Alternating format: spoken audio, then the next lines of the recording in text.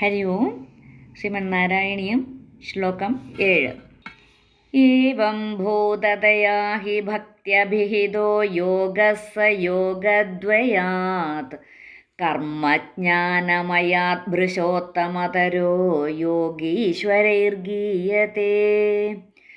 സൗന്ദര്യൈകരസാത്മകേ ത്വയി ഖലു പ്രേമപ്രകർഷാത്മികാ ഭക്തിർനിശ്രമമേവ വിശ്വപുരുഷൈർലഭ്യാരമാവല്ലഭ. പദങ്ങൾ പിരിച്ചു നോക്കാം.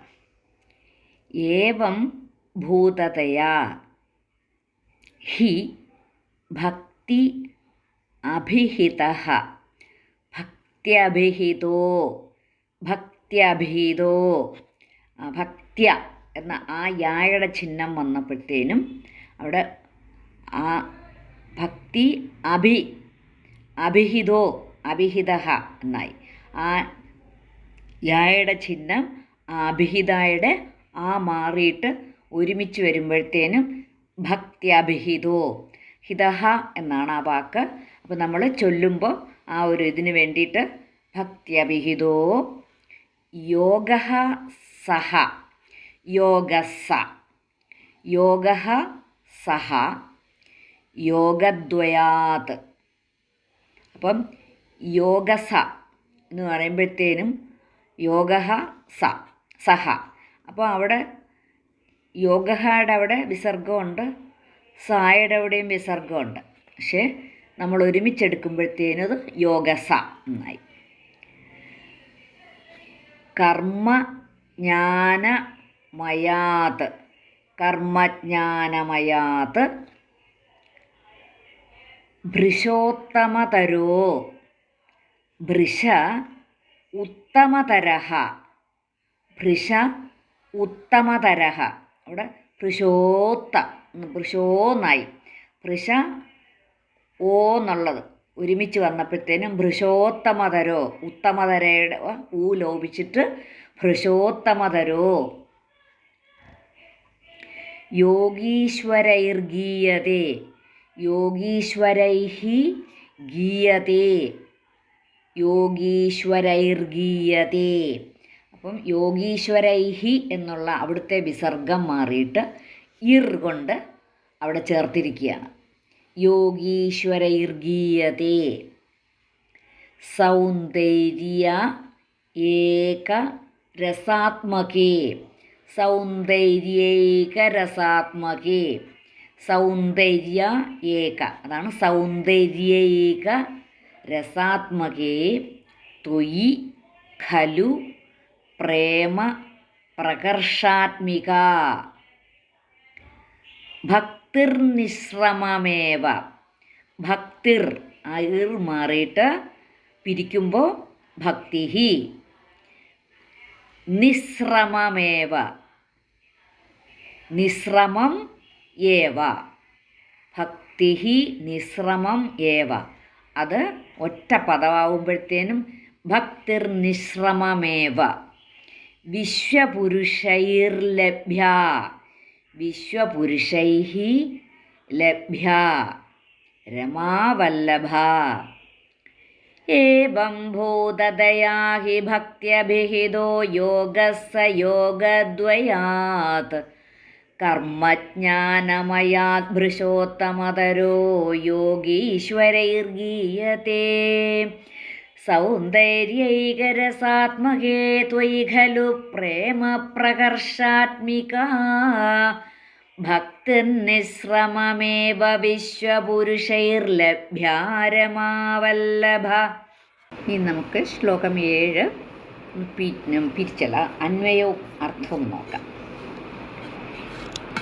ഏവം ഭൂതതയാ ഹി ഏവം ഭൂതതയാ ഹി ഭഗവത് രൂപ ശ്രവണ മനനാദികൾ കൊണ്ട് എന്ന് വെച്ചാൽ ഭഗവത് രൂപം നമ്മൾ ശ്രവിക്കുകയും മനനം ചെയ്യുന്നതും കൊണ്ട് എന്താ സംഭവിക്കുന്നത്? ചിത്താർവൃതി ഭാവം ആ ഒരു അനുഭൂതി ഉണ്ടാകുന്നു. അപ്പോൾ നമ്മൾ ശ്രവണം ചെയ്യുകയും മനനം ചെയ്യുകയും ചെയ്യുമ്പോൾ ആ ഭഗവത് രൂപത്തിനെ ശ്രവണം ചെയ്യുകയും മനനം ചെയ്യുകയും ചെയ്യുന്നത് കൊണ്ട് നമുക്ക് ആ ചിത്തത്തിന് ഒരു ആർദ്രീഭാവവും അനുഭൂതിയൊക്കെ ഉണ്ടാകുന്നുണ്ട്. യോഗീശ്വരൈഹി ഭക്ത്യാഭിഹിതഃ സ യോഗഃ. യോഗീശ്വരൈഹി എന്ന് പറഞ്ഞാൽ യോഗീശ്വരന്മാരാരൊക്കെയായിട്ട് വ്യാസ നാരദാദി യോഗീശ്വരന്മാരെയാണ് യോഗീശ്വരൈഹി എന്ന് ഒറ്റപ്പദം കൊണ്ട് ഉദ്ദേശിക്കുന്നത്. അതാണ് യോഗീശ്വരൈഹി എന്ന് പറഞ്ഞാൽ അത് പ്ലൂറലാണ്. അപ്പോൾ ഇവരെ ഇവരെ ഒരുമിച്ച് ചേർത്ത് പറയുകയാണ്.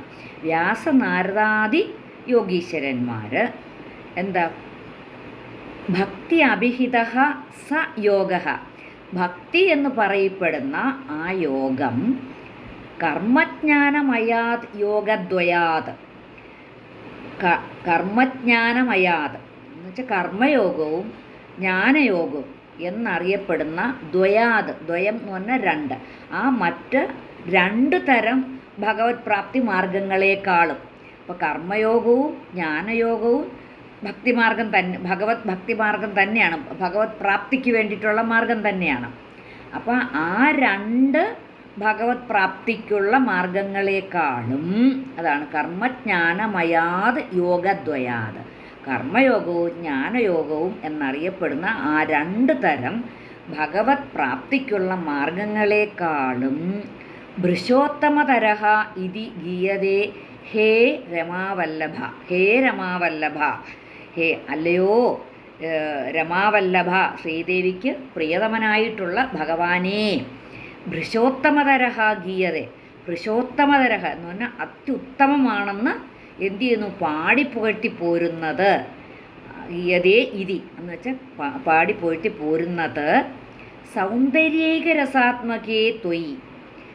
സൗന്ദര്യം എന്ന ഒരേ ഒരു രസം ആകുന്ന ആ ഭഗവത് സ്വരൂപത്തോടു കൂടിയ നിന്തിരുവടിയിൽ, ത്വയി നിന്തിരുവടിയിൽ, പ്രേമപ്രകർഷാത്മിക ഭക്തി. ആ പരമപ്രീതി രൂപമായ ഭക്തി, പ്രേമപ്രകർഷാത്മിക ഭക്തി.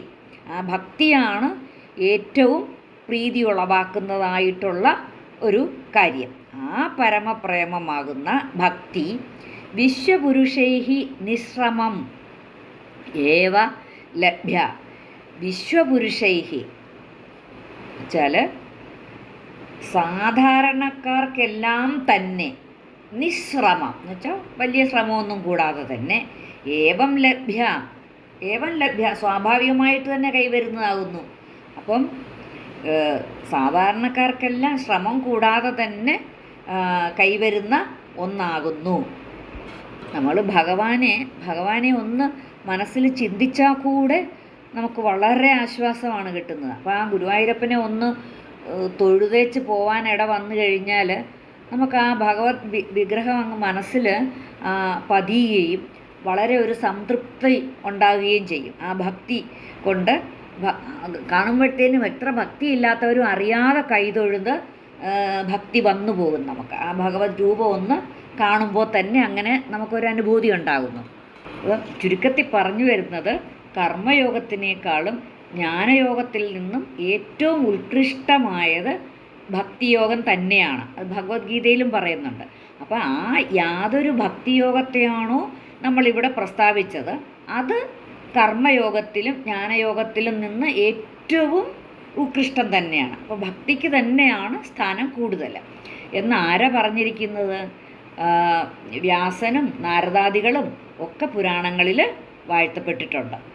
അങ്ങനെ ആ സൗഭാഗ്യസാര സ്വരൂപനായ ഭഗവാനിലുള്ള ആ പരമപ്രേമമാകുന്ന ഭക്തി സകല ലോകർക്കും നിഷ്പ്രയാസം ലഭിക്കുന്നതാണ്.